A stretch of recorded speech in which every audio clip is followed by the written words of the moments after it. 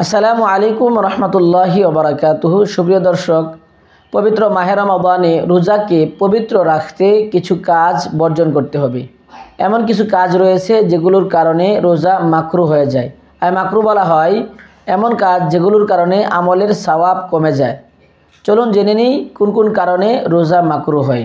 1 number, সারাদিন রোজা রাখার পরে যখন আপনি ইফতার করতে যাবেন তখন ইফতারিতে কোনো হারাম খাদ্য দিয়ে ইফতার না করা। যদি আপনার উপার্জন হারাম হয় আর ওই হারাম উপার্জন থেকে যদি আপনি ইফতার করেন তাহলে মাকরু হবে। 2 নাম্বার, কোনো কারণ ছাড়াই মুখের ভিতর কোনো কিছু দিয়ে চিবাতে থাকলে রোজা মাকরু হবে। 3 নাম্বার, মুখের ভিতর কোনো কিছু ভরে রেখে দিলে না খেলে রোজা মাকরু হবে। 4 নাম্বার, রোজার সময় অজু করতে গিয়ে গড়গড়া করলে অথবা নাকের ভিতর পানি টেনে নিলে রোজা মাকরু হবে। আর যদি গড়গড়া করার সময় অথবা নাকের ভিতর পানি টেনে নেওয়ার সময় গলার ভিতর চলে যায় তাহলে রোজা ভেঙে যাবে।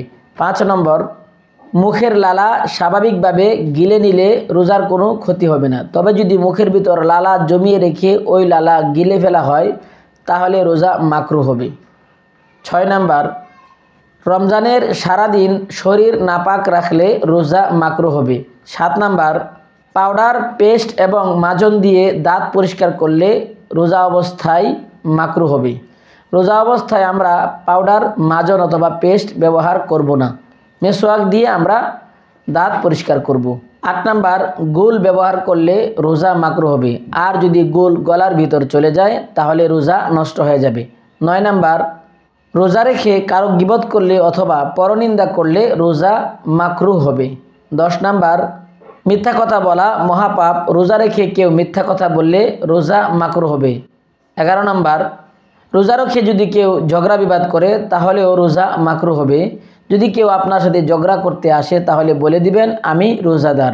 12 নাম্বার, যৌন উদ্দীপক কোনো কথা বলা অথবা এরকম কিছু শোনা বা দেখা তাহলে রোজা মাকরু হবে। 13 নম্বর, নাচ গান অথবা সিনেমা দেখা এবং তাতে মজা থাকলে রোজা মাকরু হবে।